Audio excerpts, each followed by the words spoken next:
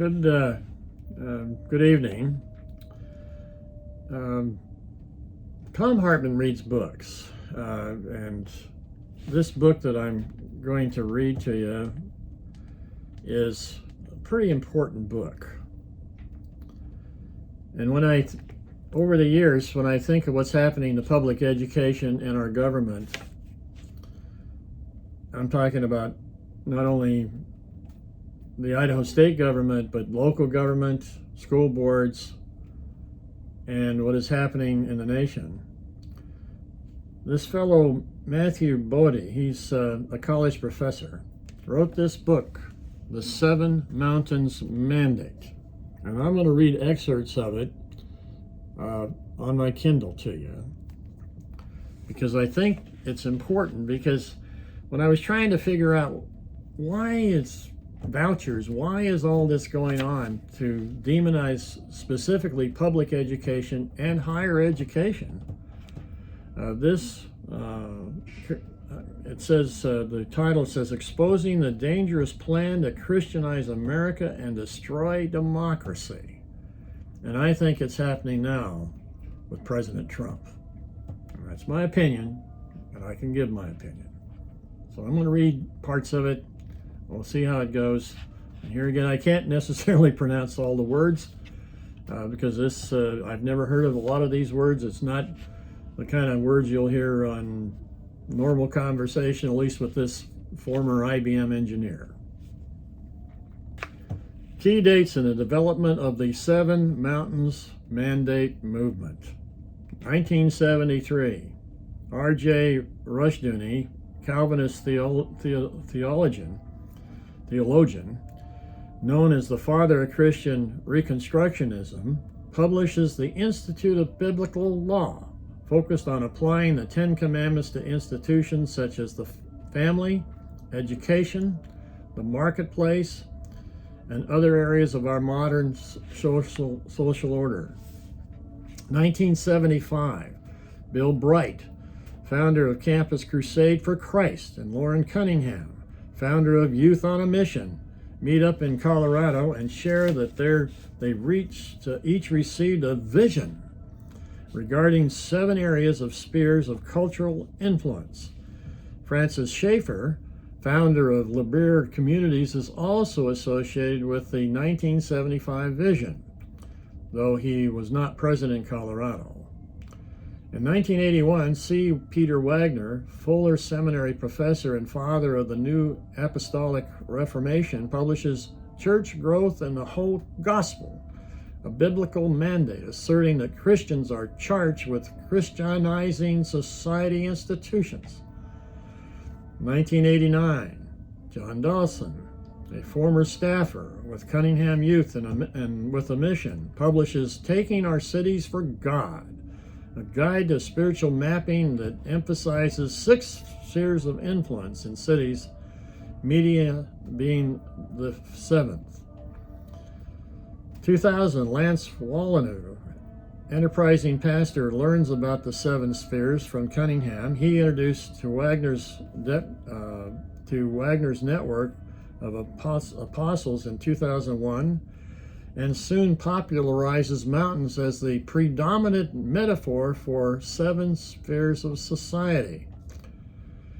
In 2008, Wagner published Dominion, How Kingdom Action Can Change the World, endorsing Cunningham and Wallenau's approach to installing Christian leaders atop the 7 mountains of society. 2012, Charlie Kirk founds Turning Point USA. The summer after his high school graduation, following publicity he gained writing a piece for Breitbart that was funded by a former IBM scientist, Robert Mercer, accusing teachers and textbook creators of liberal indoctrination. 2019, Rob McCoy, California megachurch pastor and local office holder, introduces Kirk to the Seven Mountains Mandate movement. 2020, Kirk speaks at the Conservative Political Action Conference, CPAC, and says of Donald Trump, "Finally, we have a president who understands the 7 mountains of cultural influence." 2024. On the eve of Trump's second election, the Atlantic magazine calls Kirk the right's new kingmaker. Preface. Watching the first inauguration of Donald Trump was heartbreaking enough. The second inauguration means by the time you read this, the worst predictions of his second term may already be coming true. Many of those predictions came from a plan called Project 2025, which you may have heard about during the campaign and in the months following. It is a collection of action Trump's allies wanted the new president to undertake within the first 180 days of his inauguration. Many of these actions became Trump's executive orders signed in his first week, implementing fully the wide-ranging playbook which eliminates some cabinet-level agencies, slash the power of others, and erode civil rights of many Americans. Supporters of Project 2025, which include the organization at the heart of this book, want to erase what they see as a decades-long political and social weaponization of government against conservative values. But that massive change in government is not the only goal for the people and organizations involved in the Seven Mountains Mandate movement. Government is just one of the seven mountains of cultural movement that they want to radically change. That more expanding strategy is grounded in the ideology called Christian nationalism, which is included in that label. What they believe and how deep those beliefs go were analyzed in depth throughout the 2024 campaign. This book won't repeat that debate. What this book will do is lay out the movement's sweeping plan to Christianize America that now has its champion, Trump, controlling the levers of government. But the plan long predates Trump. Since the 1970s, it has been gaining ground within evangelical churches, schools, and media. And while not secret, advocates of the plan have become so despondent for total cultural power that they lose one mountain, they revolt. If they lose one mountain, they revolt. See the 2021 insurrection? Now that Trump has won again, advocates of the Seven Mountains Mandate have success for all the mountains within reach. But Trump isn't the only reason for that. Much of the success can be linked to a conservative youth political outreach group started in a small garage in Illinois by a teen more than 10 years ago. Now in his 30s and armed with boundless political influence, this man has become the mandate's heir. Charlie Kirk, founder and president of Turning Point USA, has continued to inflame the fear and anti-Christian persecution that gave birth to the Seven Mountains Mandate. But he isn't just repeating decades of talking points that have gained him followers and financial success. He has acted in significant ways to cement the Seven Mountains Mandate as the central organizing element of the Trump era. During the Biden administration, this meant fighting what the movement considered a corrupt regime conspiring against God and his vision for America. Now it means policy and laws that keep the God of evangelism, you know what I mean, the ruler not merely of our politics, but of all other cultural, economic, and business arenas. Through millions of dollars and by the power of its millions of followers, Turning Point has the nation standing on the precipice of the destruction of our democracy. More than 30 years ago, when the Seven Mountains Mandate movement was still in its infancy, one of the first observers of the plan asked a disturbing question about its sweeping claims and outsized goal to Christianize America. Socialist Sarah Diamond wrote that the plan may sound hopelessly unrealistic, but its early success meant we had to ask it at what cost more success would come. Now, a generation later, those costs have grown exponentially. The Mandate movement has the most autocratic president in American history, supporting it at every step. Supporters of the mandate, Kirk, now stand ready to use and abuse the levers of democratic power to deliver on all of the movement that they have been promising, and how they are planning to do so is what this book is about. I skipped over the chapter describing the origins with Cunningham and those folks. I'm going to skip into the heir to the list. Since the 2021 insurrection, many scholars and media outlets have brought new attention to Christian nationalism. Many examples in the expanding genre of books about the ideology has ended with warnings about the future. That future has now appeared. The Seven Mountains movement, fathers like Bright, have long since died. Cunningham, he died in 2023 in his 90s, and their heirs are well into their senior citizen status. But just a few years ago, a new heir was brought into the field. This occurred in 2020 when a tall, thin, and well-dressed millennial in February walked onto the stage of the powerful Conservative Political Action Conference, CPAC, and announced to the nation that for the first time in its history, it had a president who understands the seven mountains of cultural influence. That heir is Charlie Kirk, founder of Turning Point USA. Kirk emerged in his role because he has deep pockets and millions of followers. In the last 5 years, he has made his national political organization to conquer the seven mountains.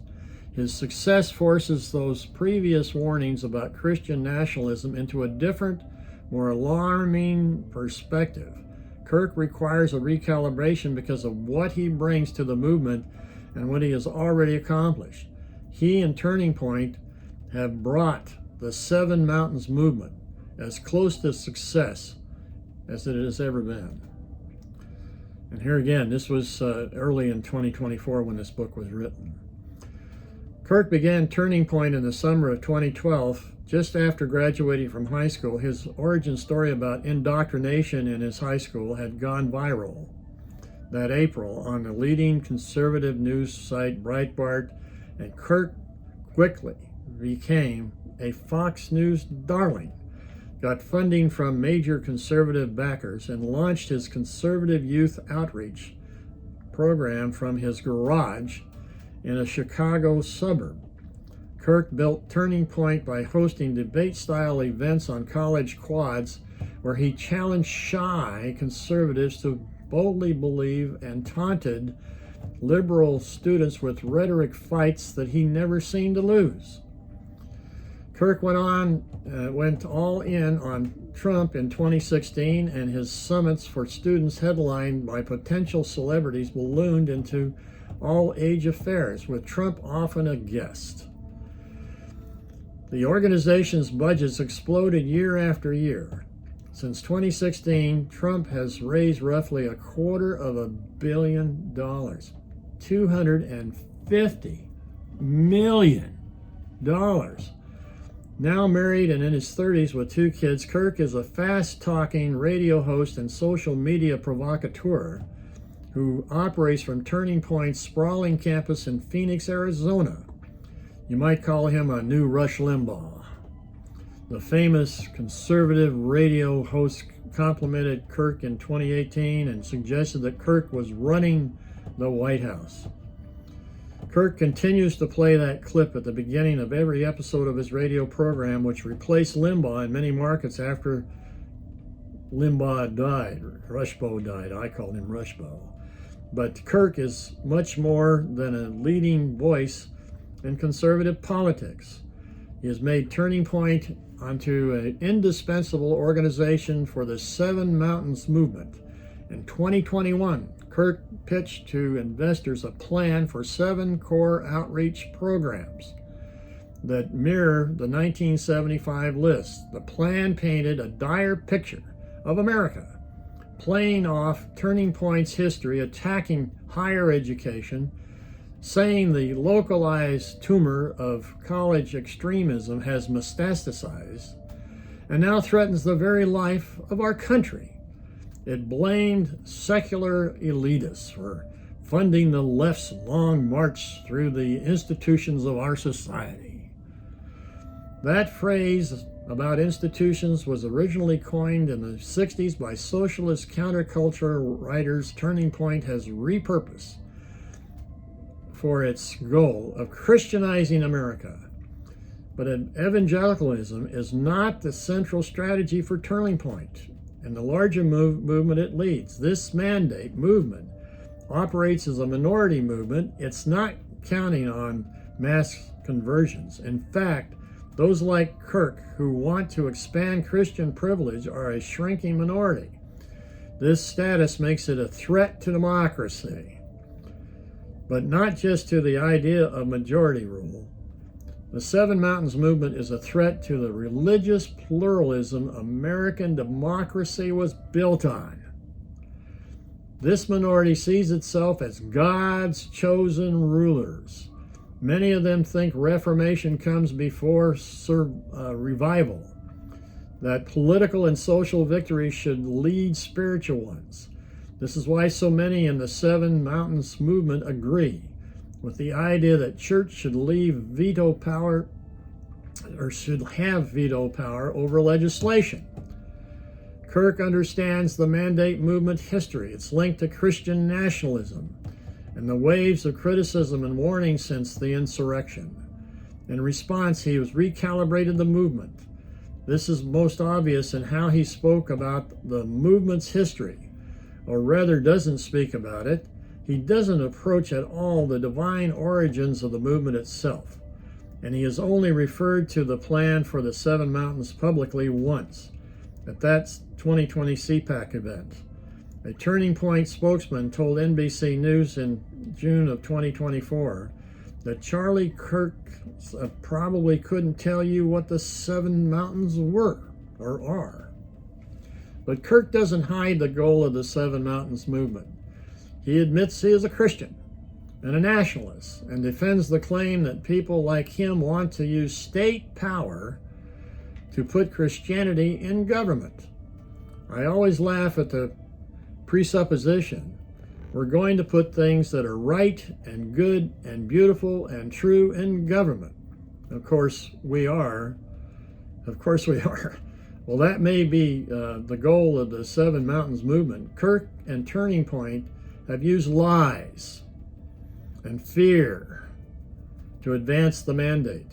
But it's more than rhetoric, as we shall see in the pages that follow. Kirk's actions already have begun to erase much of which makes America great. I skipped over pages in the book, and I'm going to get to focus on Charlie Kirk and Turning Point.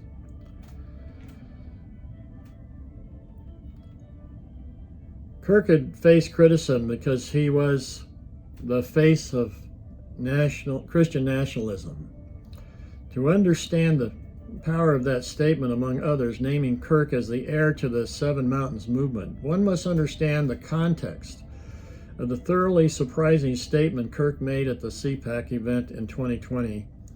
It was surprising not just because Trump had never mentioned the Seven Mountains or its mandate in any public manner, but because up to that point, neither had Kirk. Kirk had always identified himself as an evangelical Christian. I don't know why I have trouble with that.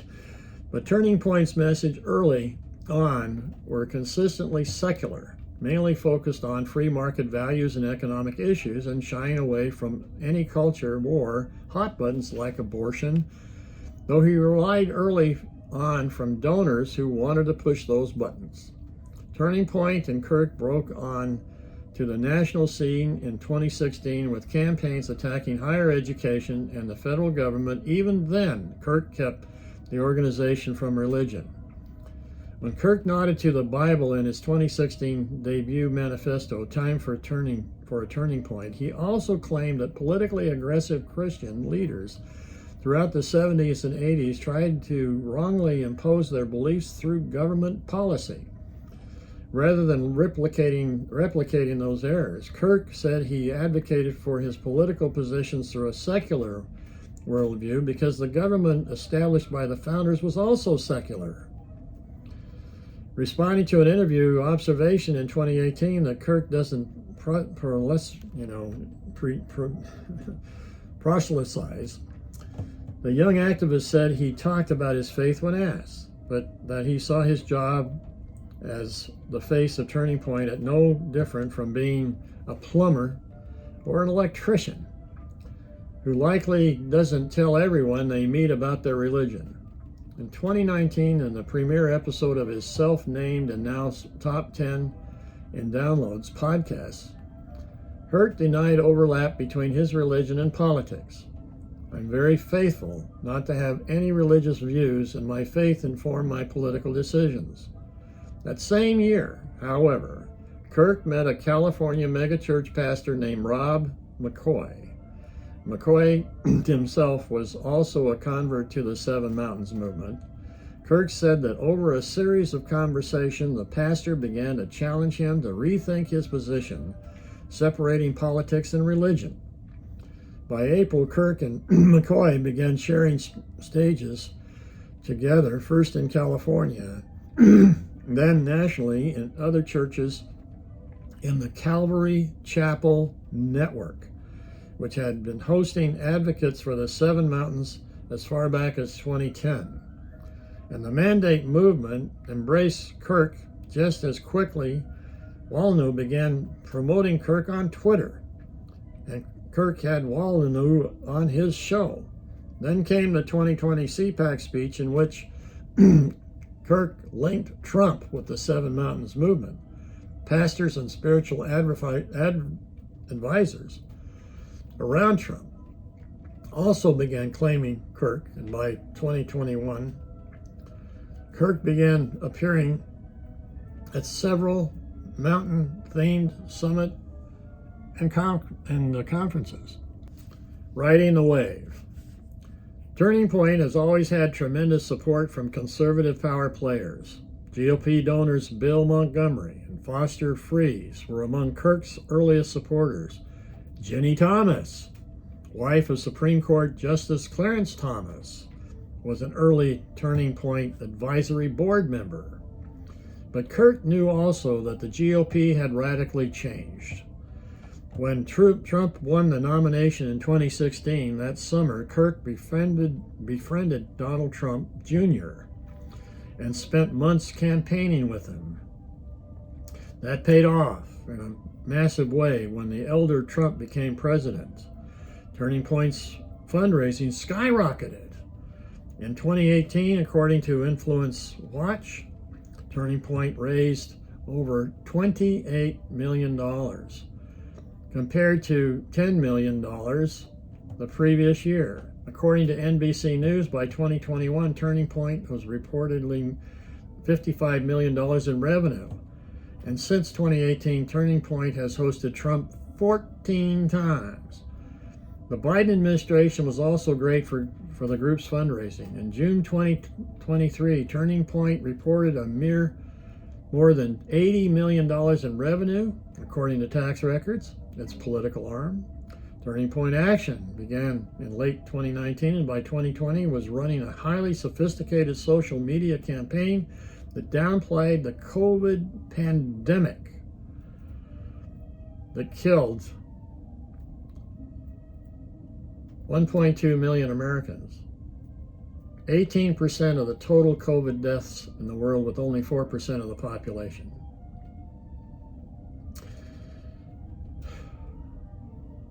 And so double doubt about the upcoming election. It's rigged or phony. It ramped up spending in the 2022 election and hosted several conferences and rallies. By 2024, it could be said Turning Point was ruling the party as a whole. Really.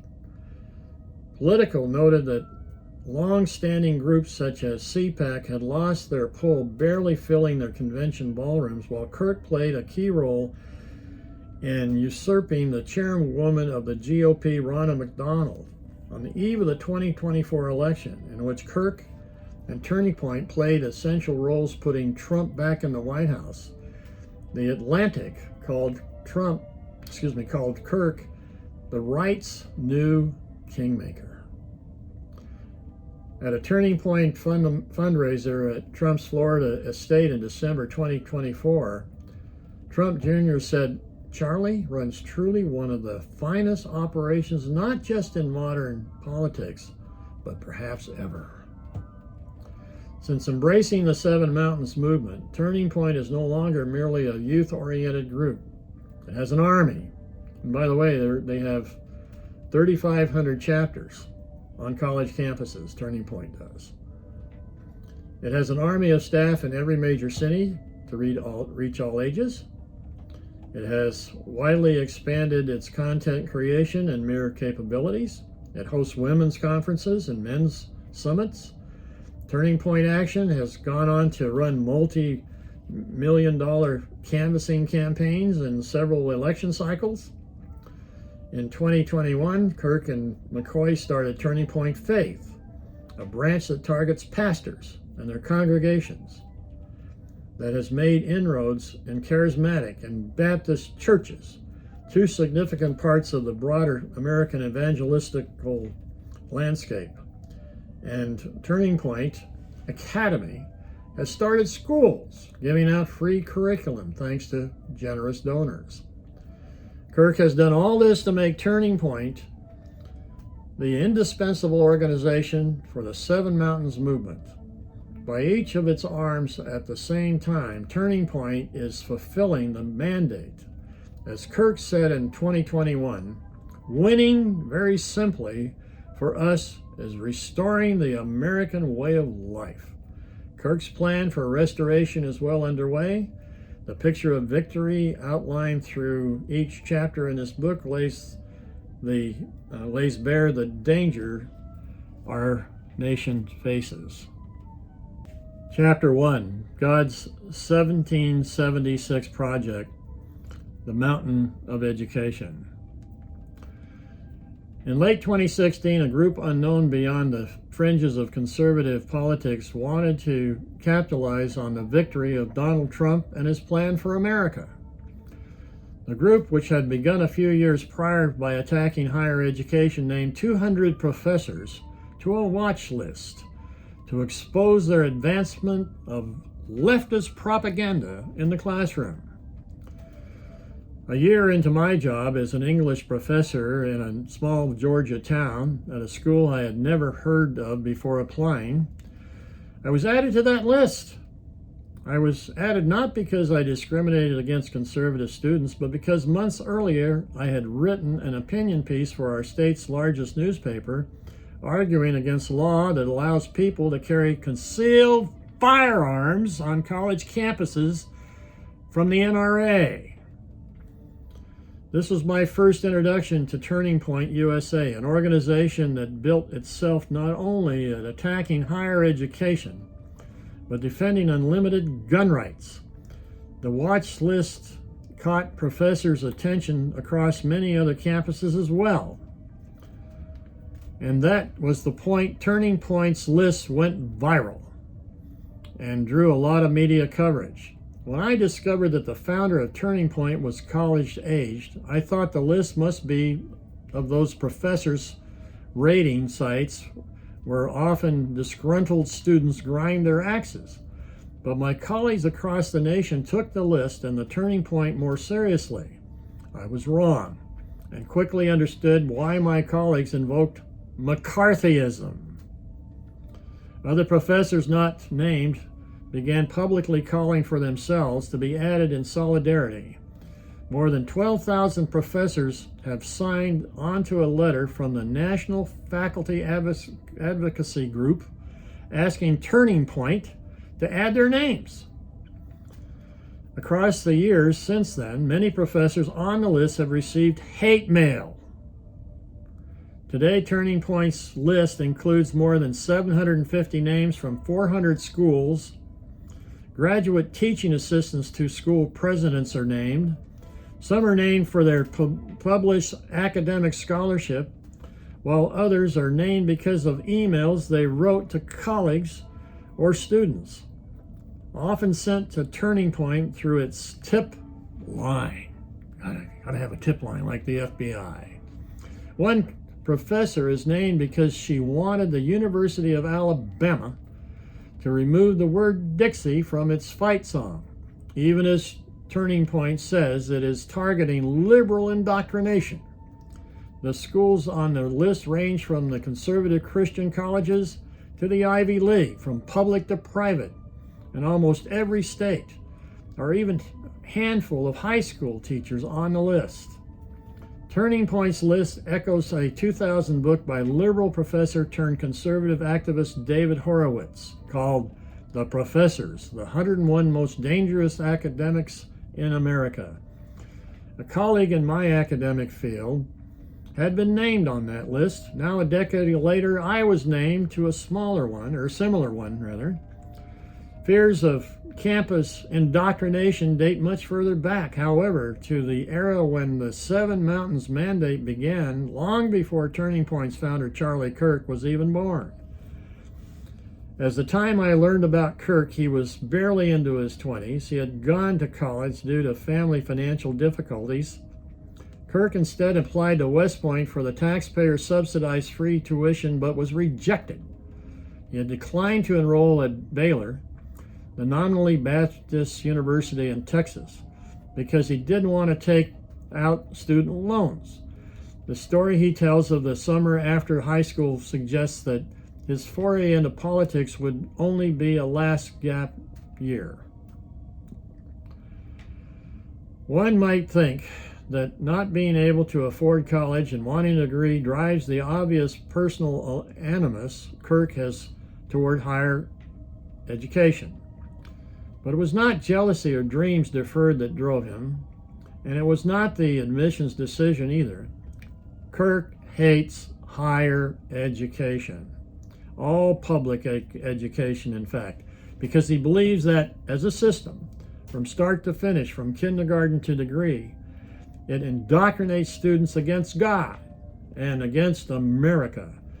For Kirk, as heir to the Seven Mountains Mandate, educating students about the greatness of America, including its supposed origins and consensus as a Christian nation, is the first step in returning back those schools to God. To turn the schools back to God means to turn the nation back to God. Conquering the mountains of education is doing the Lord's will. This is why Kirk is so angry at education. The reason for Kirk's animus is on display each semester as he conducts speaking tours of college campuses with 3,500 chapters of Turning Point, inviting those who disagree with him to the front, only to be schooled, burned, and owned on video, and then used as a recurring content on Turning Point's social media platforms. I have sat in the crowd for two of those events, astonished as I watched students cheer when Kirk mocked the education they were getting. It was on a clear display in August 2021 when a new resident of Scottsdale, Arizona, Kirk, stood maskless during the COVID at a lectern. A few feet away from the city school board, he was there to chastise them over their COVID mask mandate policy. In shorts fit for a gym, sneakers, and a t-shirt emblazoned with the three large red letters that spelled USA on the front, the 6'4" unkept Kirk angrily told the board members, all masked, that his new town, which leans conservative, felt more like the liberal bastion of San Francisco due to all of you and your righteous measures that you're taking to abuse the children of this wonderful state of Arizona.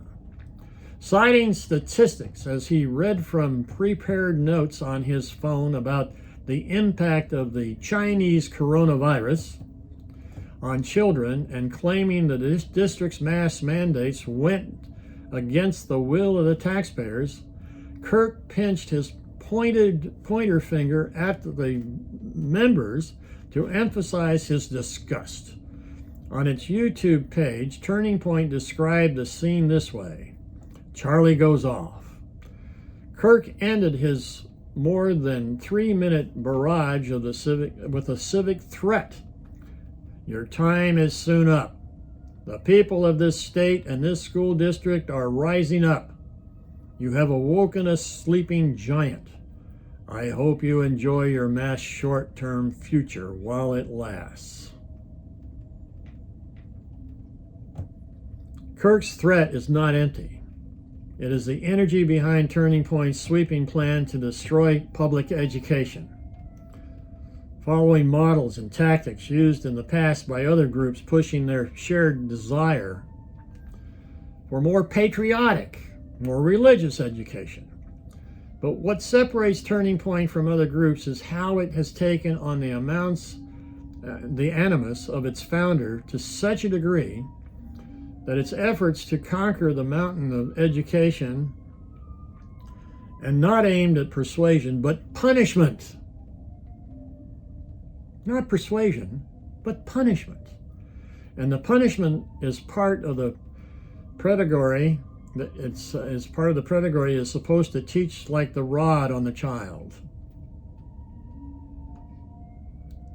Spare the rod, spoil the child.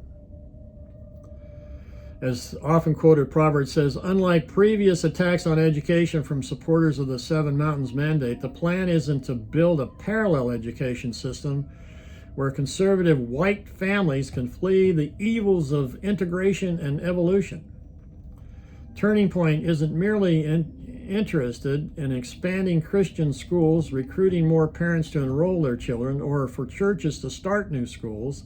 Its goal is also to punish public education as a system for curriculum choices that go against God.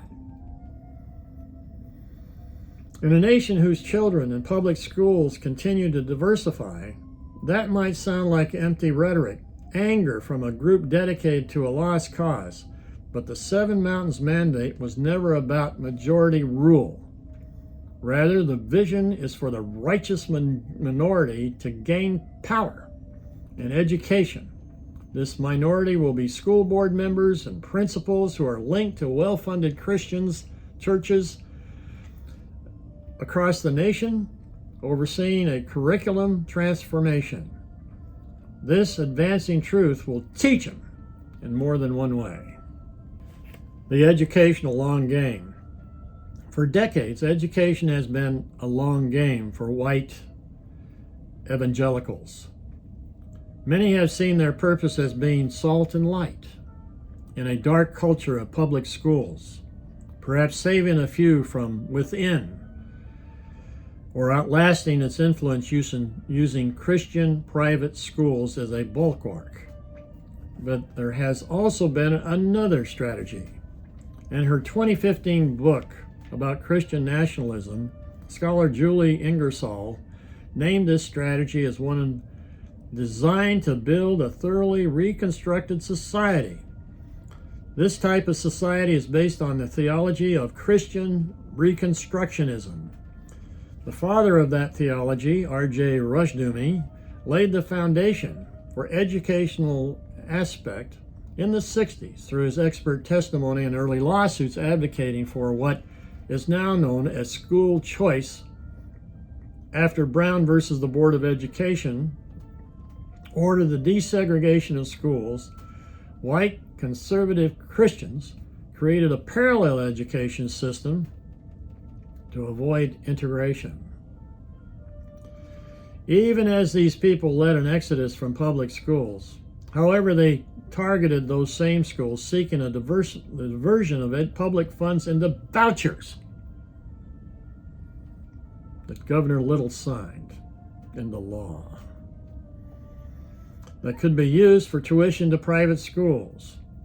As white evangelicals lost their privileged status in public education, some began to re-examine the foundations of public education.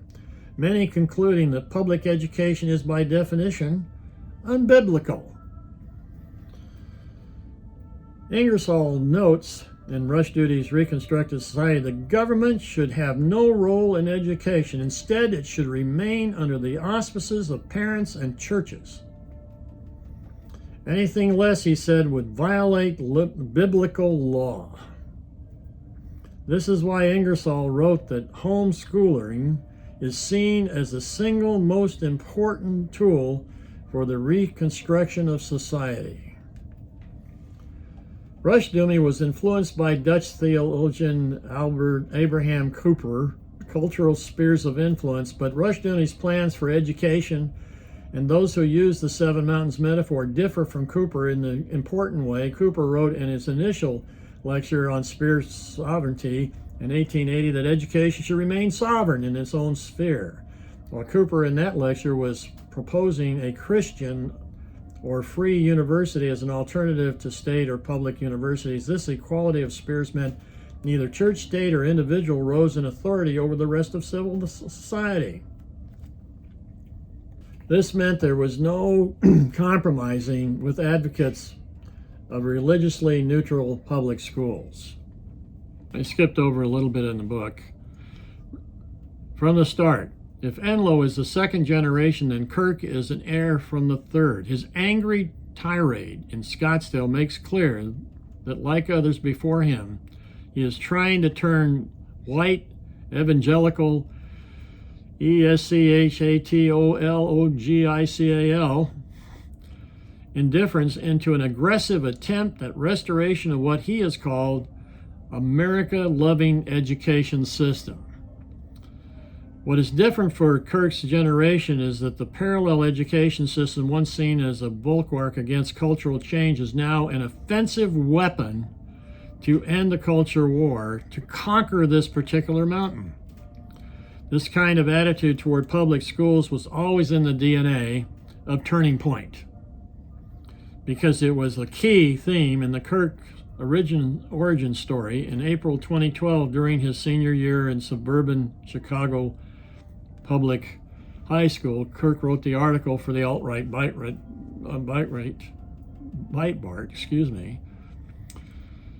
And while it's hard to know how many people saw the article, any article published by Breitbart is going to ricochet across conservatives. I've already talked about that. In the first Breitbart piece, Kirk specifically attacked a textbook used in advanced placement economics. Kirk claimed that because the book didn't give enough space to his favorite conservative economic theories, it was propaganda, and that the use of it will create a youth so misinformed and clueless that they will have no choice but to turn to the government. And that is exactly what the liberals want. Kirk had been known to debate his teachers about politics. He told the Chicago Tribune in 2018 that sometimes teachers would kick him out of the class for arguing. Kirk had been arguing with schools ever since. His 2021 speech to the school teachers throughout the system wasn't enough. The certification system and the curriculum itself must be overhauled. In May of 2022, he and Turning Point supported a group of Scottsdale moms who had sued a school district for targeting and harassing conservative parents.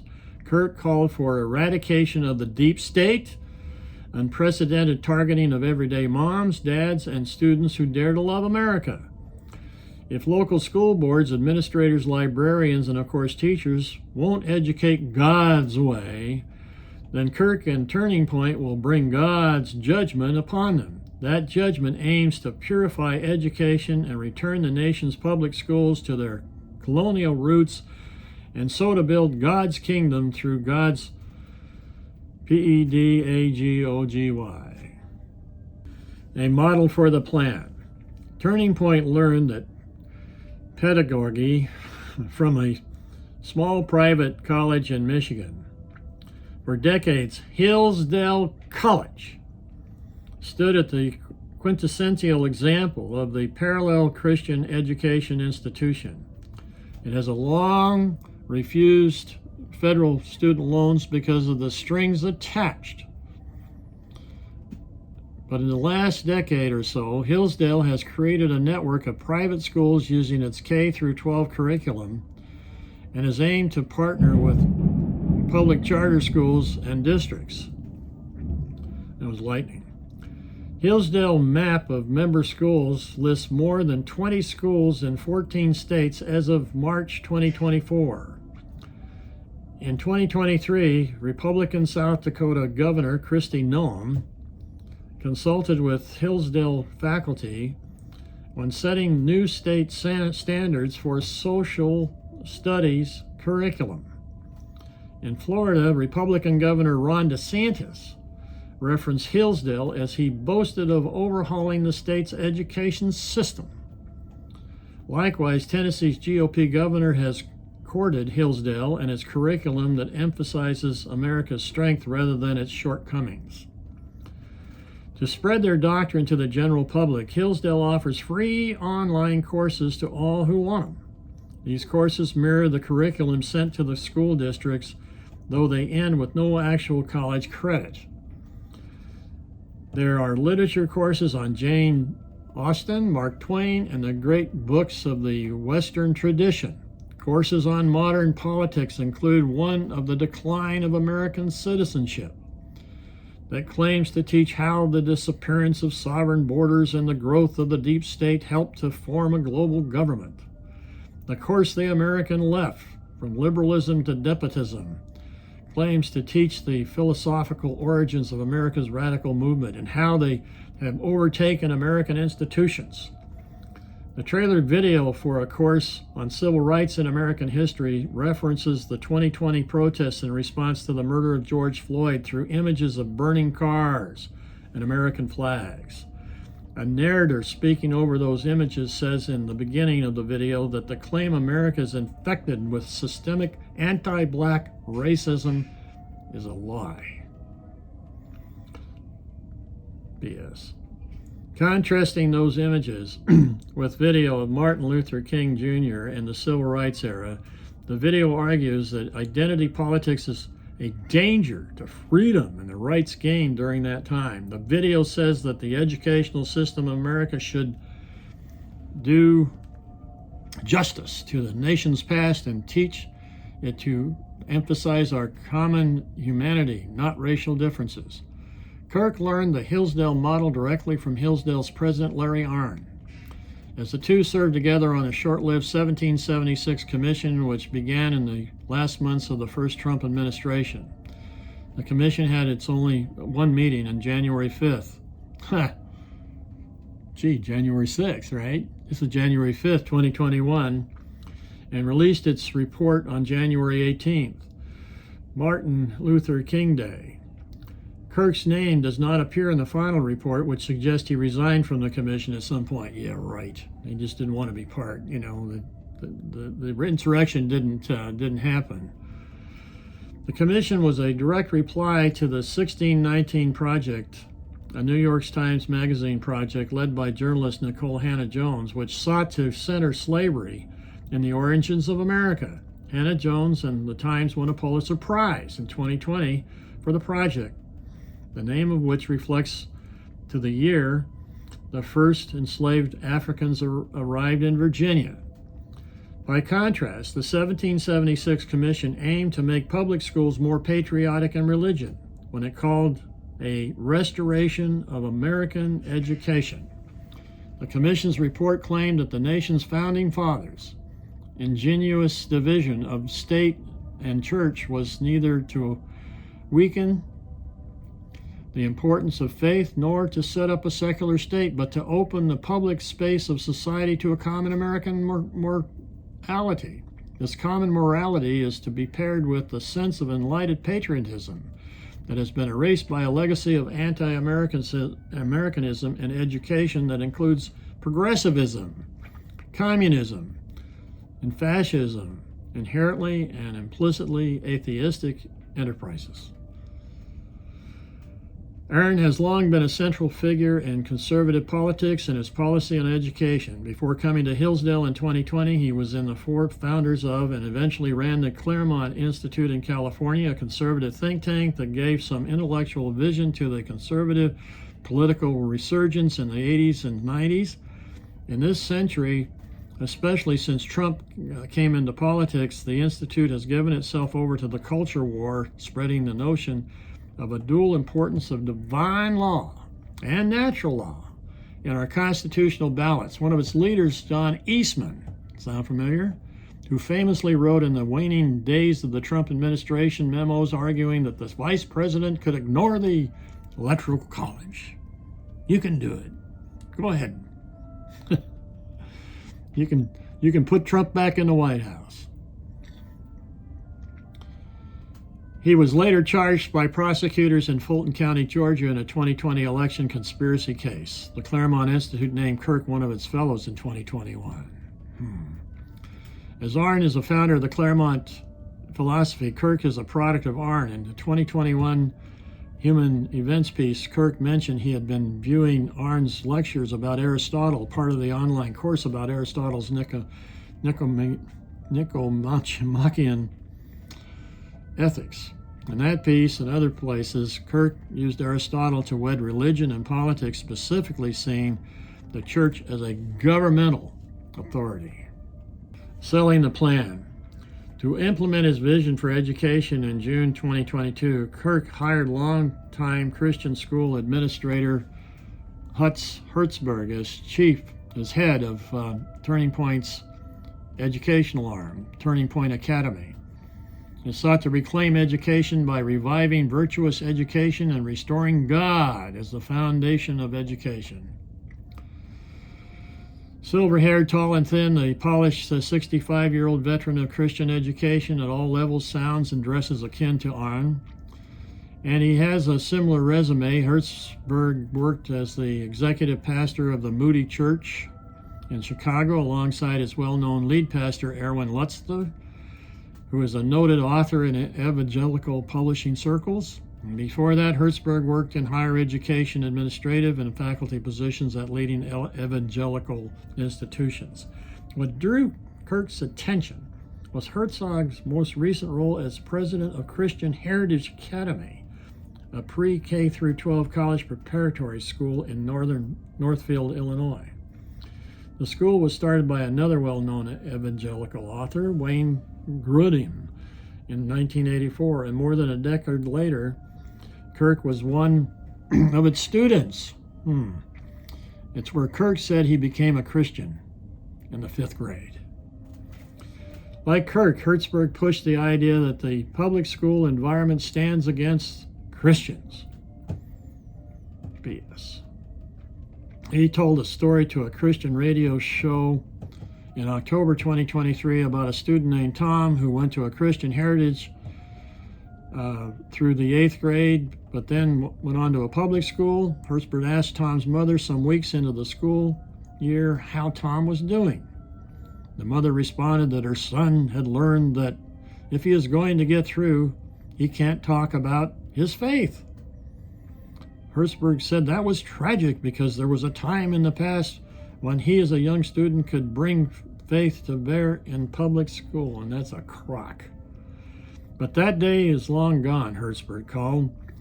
The present moment in public education, the 9/11 movement became the neutrality of public schools, is over. Christian students are shut down. They're marginalized. They're ostracized.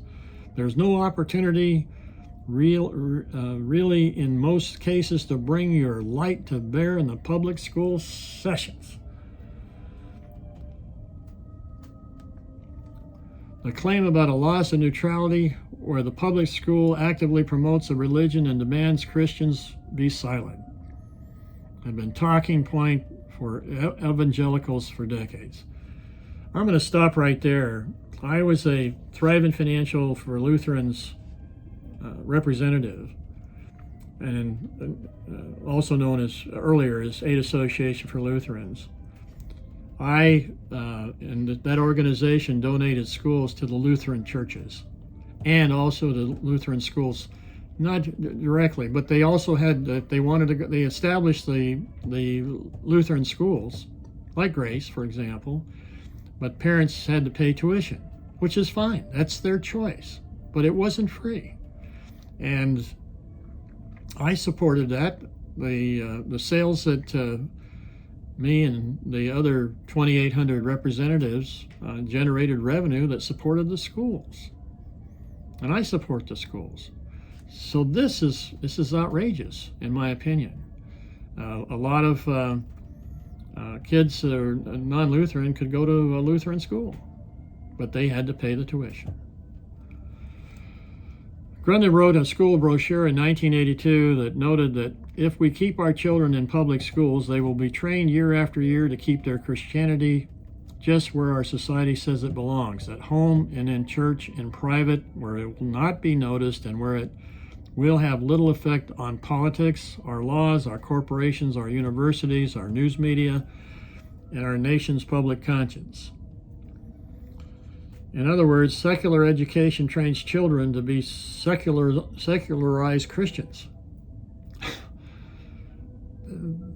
That's why we formed the United States of America.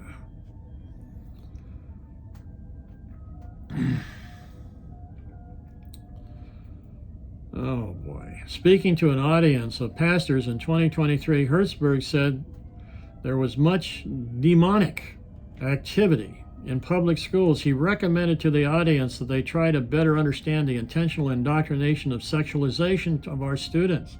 You know, it's called sex education. Hertzberg said this indoctrination dates to Alfred Kinney, the famous professor at Indiana who studied sex in the 40s and 50s. When I was 13 years old, I had, boyfriends, or, a family and boyfriends. Their parents never taught them sex education. And they told me that babies came from belly buttons of their mother. Came out the belly button. And I'm not kidding you. My parents gave me a book on sex education, I think it was the Encyclopedia of Sex, when I was 13, so I could understand it. And in Sweden and other countries, they teach it. And they have less unwanted pregnancies.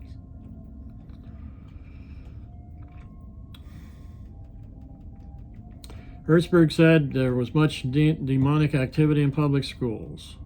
He recommended to the audience that they try to better understand the intentional indoctrination of sexualization of our students, and I've already read that. There is an obvious difference between Kirk's own high school history, which has nothing to do with religion, and Kirk's telling of it, and Hertzberg's story about Tom, but their audience see them as part of the same narrative about loss. This sense of loss certainly has pushed many to private schools, but the sense of loss is also a call to convince a new generation of evangelicals long accustomed to abandoning public schools to retake them for good. In other words, take over public education for the good of the nation. Weaponizing Scripture to pronounce judgment. Kirk knows that call best resonates when it comes from pastors. To get a sense of how Turning Point convinced pastors to partner with it to save education, one can listen to how these pastors justify such a partnership to their congregation. These pastors often employ warrants that suggest the church needs to save more than just the children in their church.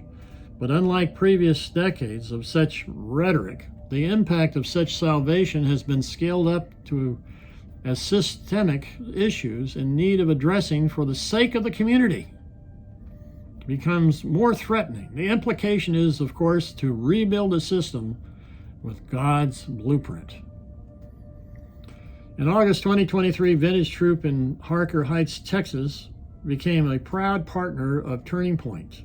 When it began its academy, Vintage's pastor, Stephen Martin, said in a video about starting the church's school that he had mistakenly outsourced the education of his children to the government.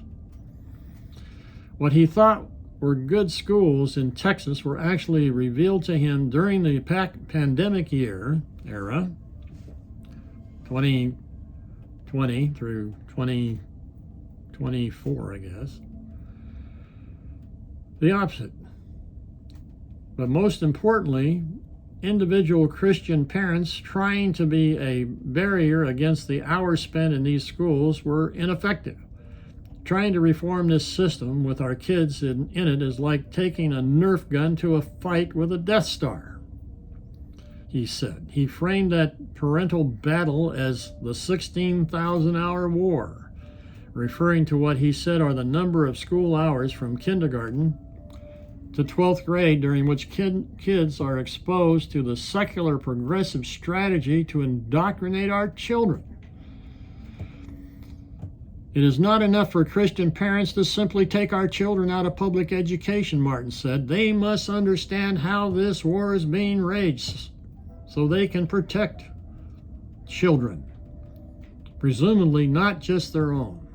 In a sermon on the states of education, part of the sermon series entitled Under God, Martin heavily implied that public schools were a systemic threat to the nation as a Christian order because of a secular worldview being taught to young people.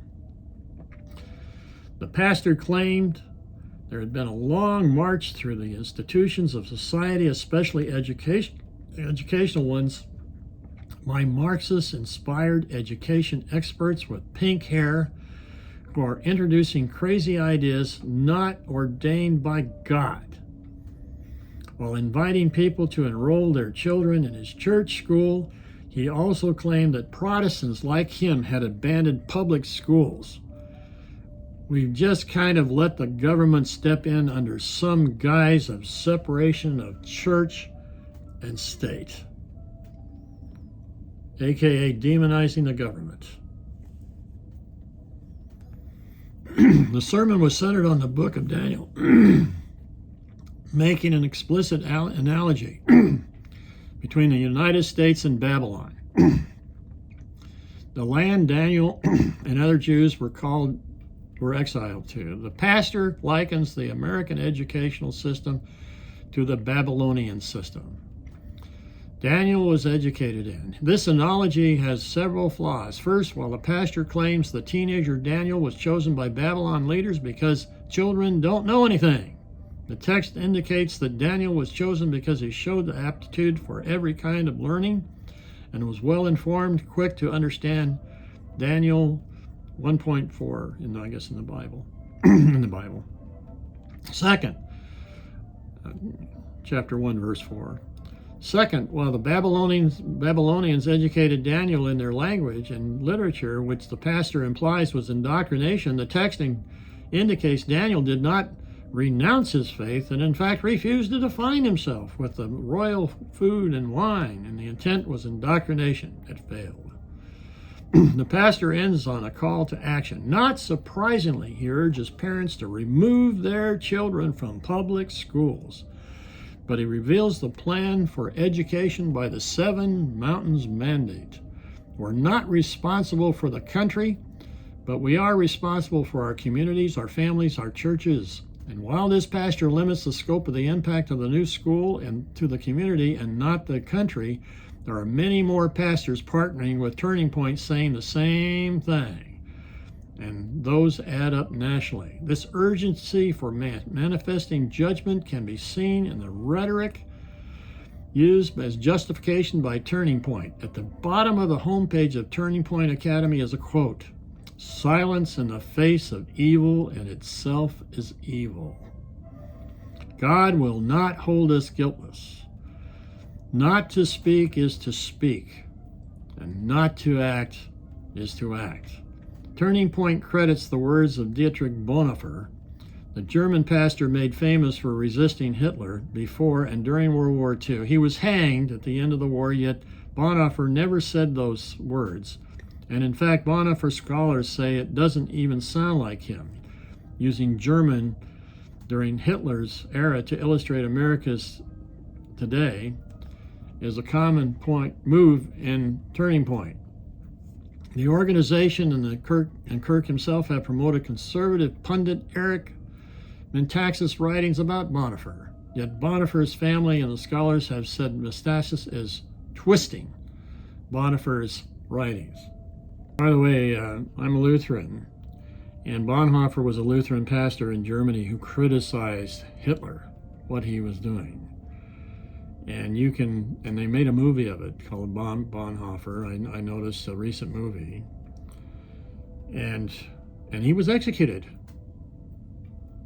Hitler executed him because he was so outspoken that the German church, the Lutheran church in Germany, was not doing the right thing. It was adhering and intimidated by Hitler. So I just want to make that clear and what this author is saying. You can Wikipedia Bonhoeffer. Watch lists. Turning Point has a multi-pronged attack plan for public education. 6 months after Kirk visited Scottsdale School, as noted in the beginning of this chapter, Turning Point started what it calls School Board's Watch List, modeled after its Professor Watch List. This new list called out boards that oversee schools that teach radical and false ideologies and hopes to push parents to end the radical indoctrination of our children in the classroom. The list names districts, board members, and schools. For example, there are more than 240 school districts in Arizona, and Turning Point list includes more than 40, or 1/6 of them. Some districts are described as receiving complaints from parents about issues from curriculum to public meetings access.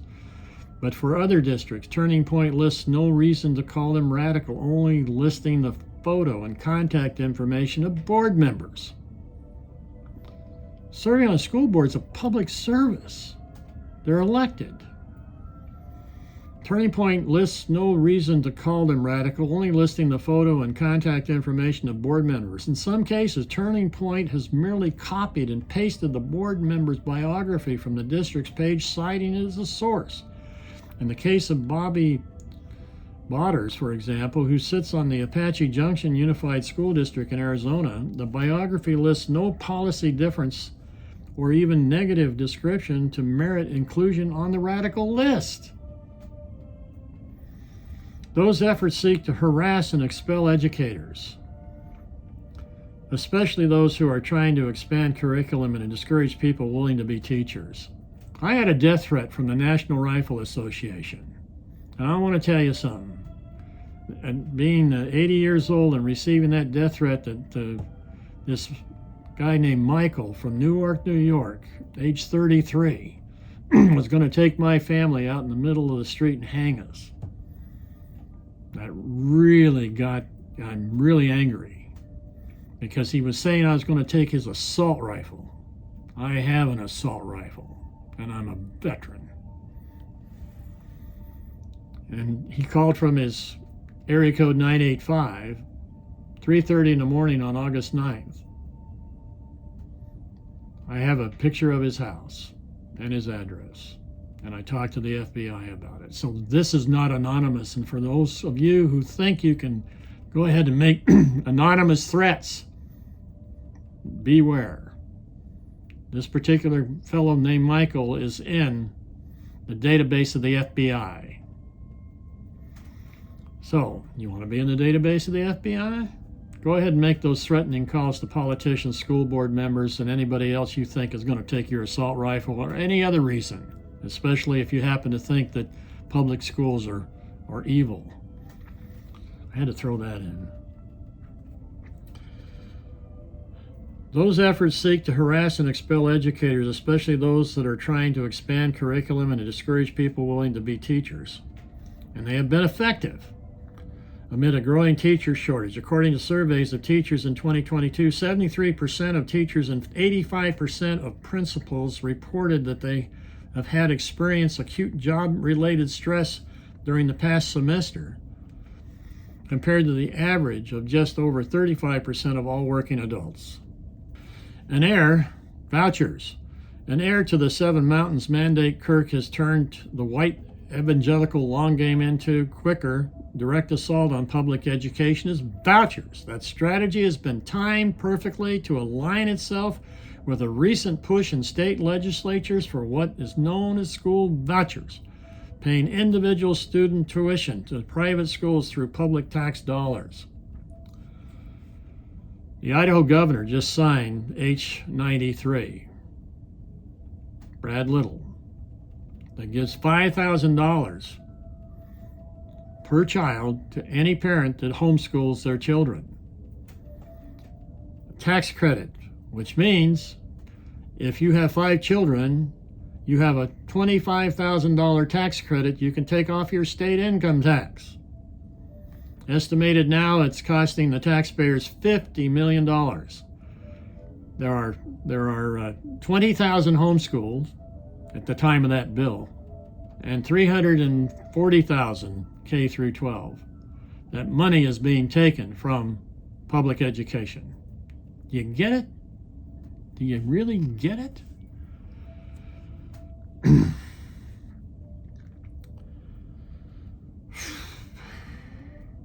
The concept of vouchers has been popular in conservative policy since the Reagan administration, but conservative lawmakers have fought to expand these programs in recent years. As of 2023, there were 25 voucher programs in 16 states, including Idaho, mainly southern. Idaho is a clone of Texas and led GOP legislators.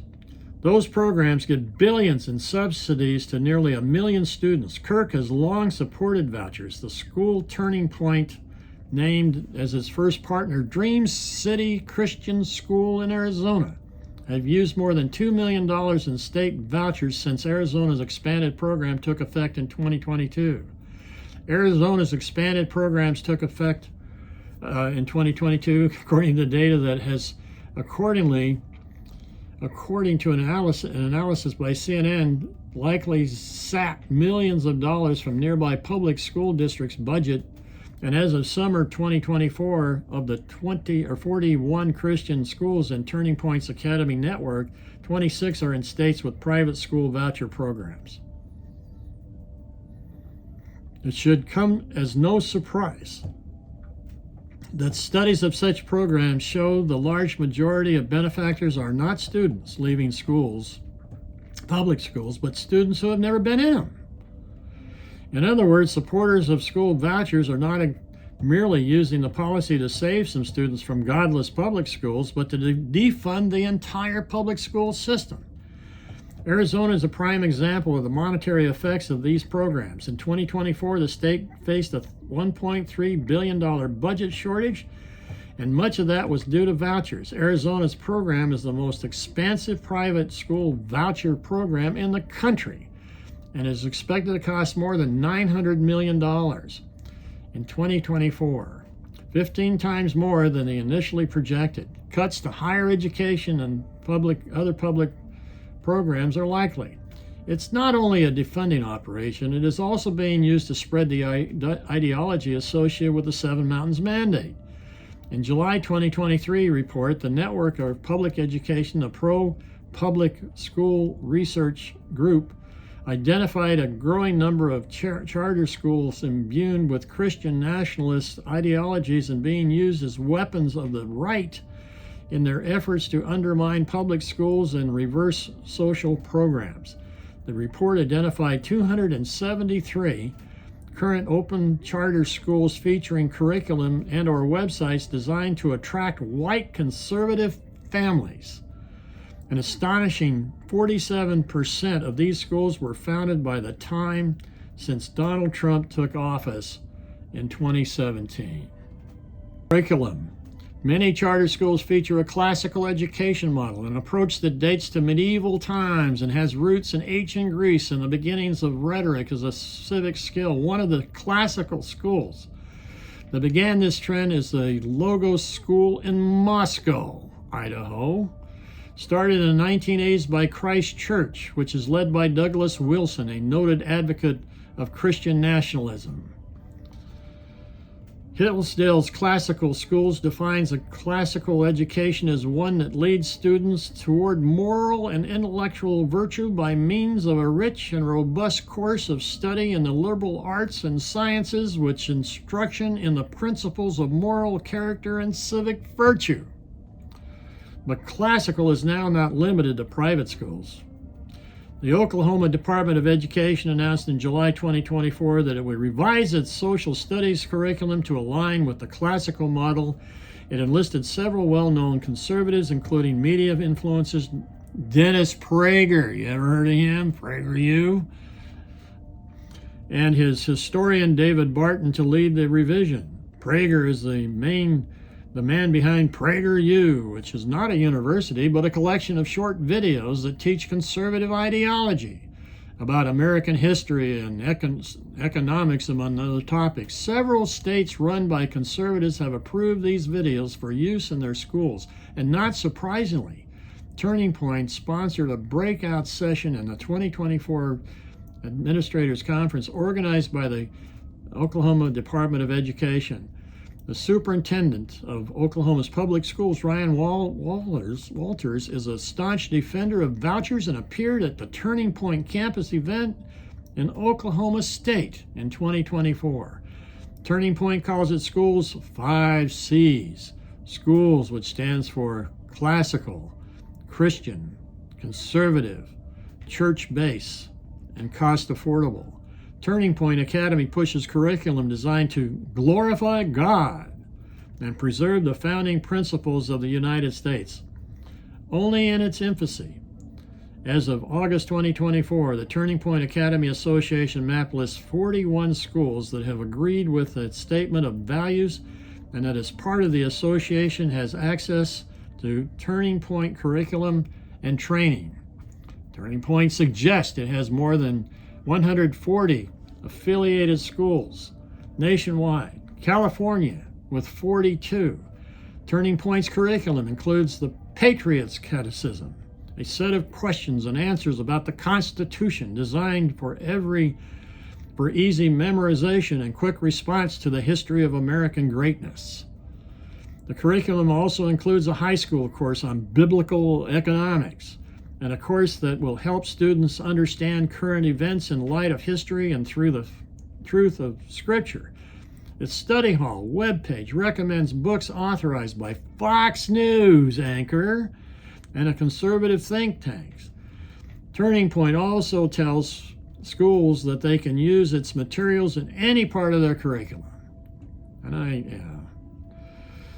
As of August 2024, 4 such schools on Turning Point's map were listed as models labeled with red stars. These models offer evidence for what kind of students and political agenda Turning Point wants to promote. The website of the first partner, Dream City Christian Schools, says that school builds strong Christian leaders who will reject non-biblical immoral ideology, which is implicitly the cause of American current political and spiritual turmoil. The school, linked with the Assemblies of God Medieval Church by the same name, proudly displays its link with Turning Point on its website. Turning Point's flagship, 5C School, Classical Consortium Academy in Barrington, Illinois, also is a proud Turning Point model. Its founder and head of school is also director of academics for Turning Point's Academy. Begun in 2006, Classical Consortium Academy is a hybrid school that meets in person 1 or 2 days a week and the rest at home. While this setup can be cost-effective for the school and therefore more affordable for a family, the move from public charter schools to private schools to hybrid home schools lessens state and federal oversight even more. Classical Consortium Academy frames its curriculum around grammar, logic, and rhetoric, known as the medieval trivium. Students up to 2nd grade memorize key Bible verses and phonics in Latin. In the 6th grade, students learn grammar, science, and history from well-known homeschool curriculum brands. In the 7th and 8th grade, they learn Christian history, formal logic, and rhetorical education known as PROGYM Nestamata. High school offers courses on Christian worldview, economics, and apologetics, defending the Christian faith. In economics, students read a primer on the subject written by the economist linked to the conservative Austrian School of Economics. In biology, students use a textbook that teaches scientific principles while seeking evidence of God's creation. In chemistry, students learn how the details of atomic structure to the makeup of the very air that we breathe show us the marvelous handwork of God. These are all typical lessons in homeschool and Christian school curriculums and have been for decades. But there is a significant difference between the church and Turning Point Classical Consortium Academy operates out of the Village Church of Barrington, which is part of the Evangelical Free Church of America, a denomination known for its conservative theology. But unlike Turning Point, the EFCA denies tenets of Christian nationalism. While the EFCA affirms that advocating for God-honoring public policies is one way for us as Christians to seek the common good and welfare of all people, it rebukes as wrong and idolatros, I guess I'm getting tired, any motion that the federal government should declare the United States a Christian nation. Or that Americans are God's chosen people. Where have we heard that before? I think Trump said he was the chosen one. The school's choices for textbooks from the American literature canon also show how it isn't a perfect model for Turning Point. Its 2024-2025 book list includes traditional readings for high school students such as The Scarlet Letter and Narrative of the Life of Frederick Douglass.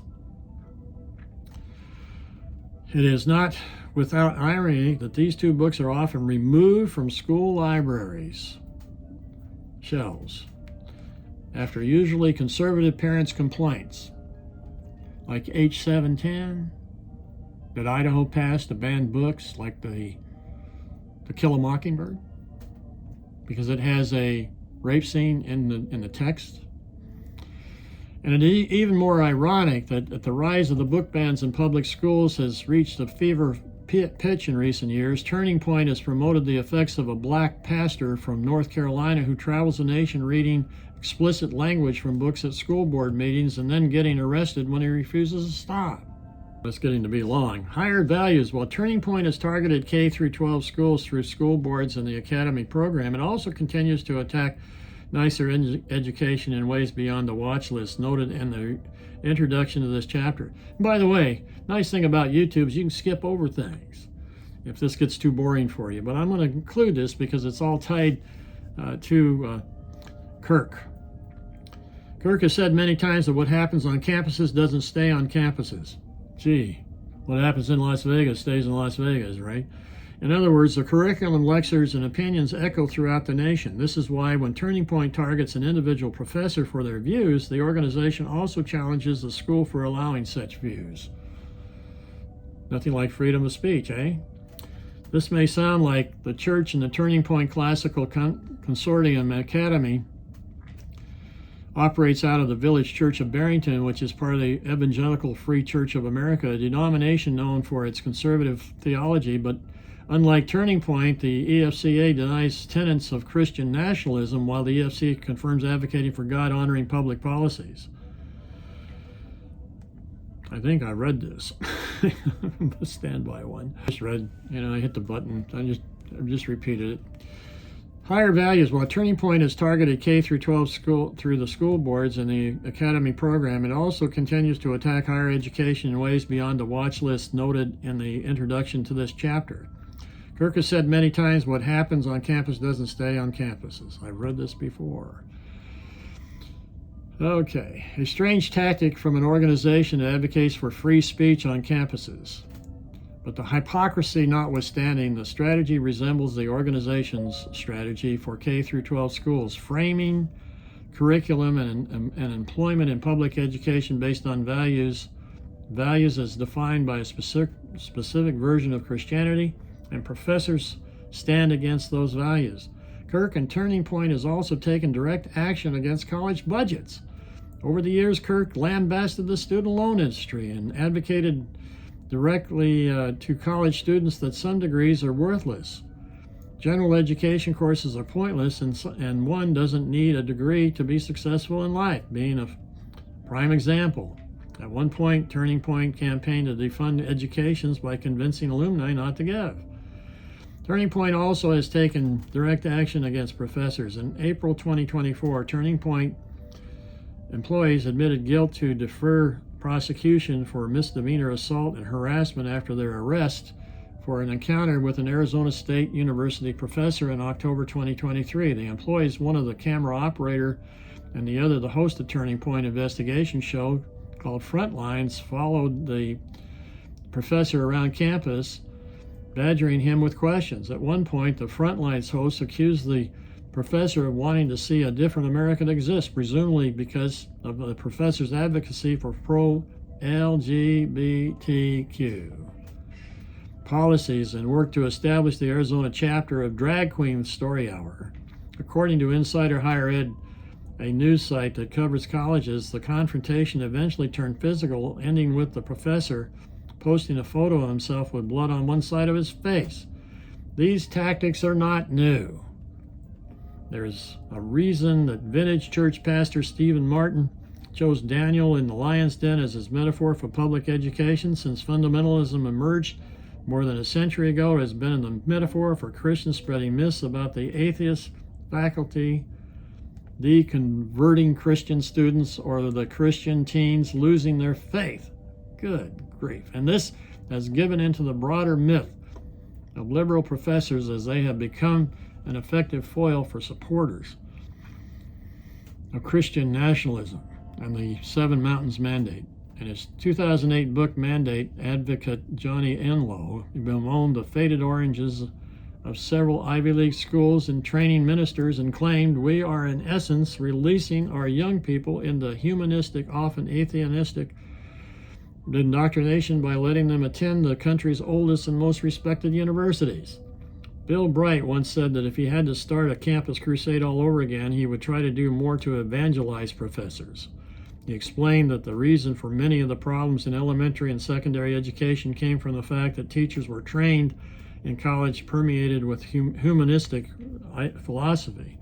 That is why Bright wanted Campus Crusade to start its own graduate school for training Christians entering professions like teaching, medicine, and law, to help restore them to the moral foundation on which they started. That dream never materialized.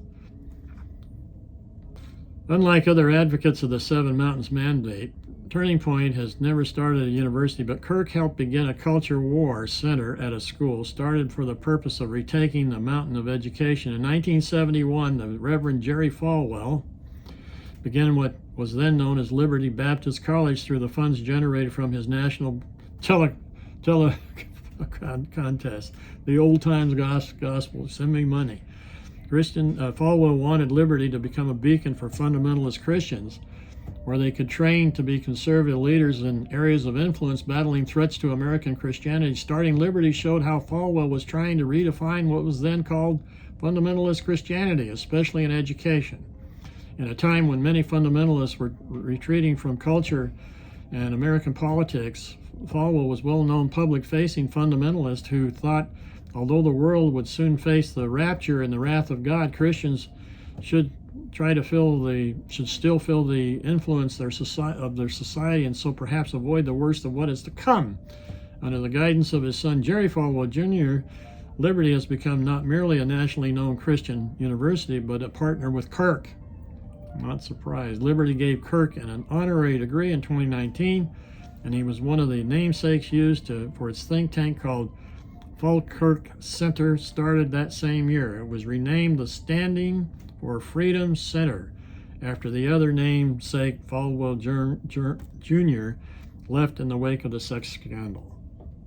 An educated public. American democracy isn't merely the value of voting or electing our leaders. Democracy is the informed debate about policies and values, good faith discourse about our disputed history and disputed moral codes, especially in a religious pluralistic society. That is why education matters in a democracy. It is a telling that beyond its empty support of free speech, Turning Point hasn't centered democracy in its attack on education. It hasn't made promoting democracy a goal. In fact, Kirk has promoted the idea that America is a republic, not a democracy, a claim promoted by Christian nationalism and its distorted history of our past. Kirk and Turning Point don't want a debate. They want divine inspiration to settle all debate. That finally will teach them. Well, I just read the portions of chapter 1, the story of the mountains. Number 1 was God's 1776 project, the Mountain of Education. The next chapter is Counselor to the King, the Mountain of Government. The next one is Biblical Citizenship, the Mountain of Religion, number 3. Number 4 is the Masculine Heart and the Feminine Mystique, the Mountain of Family. Number 5 is Marketplace Apostles in God's Economy, the Mountain of Business. Number 6 is What's Really Happening, the Mountain of Media. And number 7, the left can't meme, the Mountain of Entertainment. Here again, this is called the 7 Mountains Mandate. And I guess it's backwards. I don't know. Exposing a Dangerous Plan to Christianize America and Destroy Democracy by Matthew Brody, a college professor. Now I want to say this, and I want everybody to understand, I'm a Christian, but I also respect other religions like the Jewish religion faith, the Buddhists, and non-Christians. They have a right. They believe in God. These people have no right to demonize anybody that's in their view of God, their Christian view of God. They don't have the same Christian view of God that I have. Rochelle says her prayers every day. She says one for me. I say my prayers in the morning. I was being part of Aid Association for Lutherans and meeting thousands of clients in the Lutheran community, going to church 3 days a week. I became very of the firm belief that it's important to believe in God. And I want to understand it. Of course, there's some crazies out there that use violence, like fly airplanes into buildings and kill themselves. They're not the Muslim faith. And, they've got a distorted view of life, and most of that is political. But I hope I shared this with you and share it with everybody else, and understand that the main objective is to tell you and really connecting the dots. When I came back to Idaho in 2016, I couldn't figure out what the heck was going on, especially when I saw the children, first, second, and third grade children of my neighbors, get on the bus at 6:30 in the morning and go to school 20 minutes away, and then get off at 4:45 in the evening, which is a heck of a long day for a first grader, second grader, or anybody in elementary education. Kids, especially a first grader. And then on Fridays they had no school, and the single mom had to get a babysitter, or maybe the older child, if they had older children, they'd watch the kids. They became latchkey kids. And why? Because in 2006, Senator, then Governor Risch, passed HB 1. And what HB 1? Oh, everybody wants a property tax cut. And they passed it in a special session. Called the legislature in to pass HB 1. And a lot of them say, well, why are we here in August of 2026? But that's another story. And they passed it. Well, the devil's in the details. In School District 21 in Marsh Valley, the amount of money that prior to HB 1 that the school district of 5 schools received was $990,000 to fix the sidewalks and and just do maintenance in the building. That HB 1 cut that funding down to $32,000. From 990,000 to 32,000, they couldn't make it up. It's an agricultural community. Farmers are small businessmen, you know. They don't like taxes at all because it's a very risky business. You got weather and hell, and you want to get down to it, God, that will either make it or not make it. And of course, now with these tariffs, who in the hell knows what Trump has instituted? In my opinion, he wants farmers to go bankrupt so that his billionaire buddies can buy the land. They ain't making any more of it. So I hope this helps, and I hope you realize that there's elected officials, especially, you know, they use the word conservative. In my opinion, the only thing conservative about a conservative is to conserve the rich man's money at the expense of everybody else, especially those children. So I'm going to do more of these things. I hope this is my first one. Make it a great day.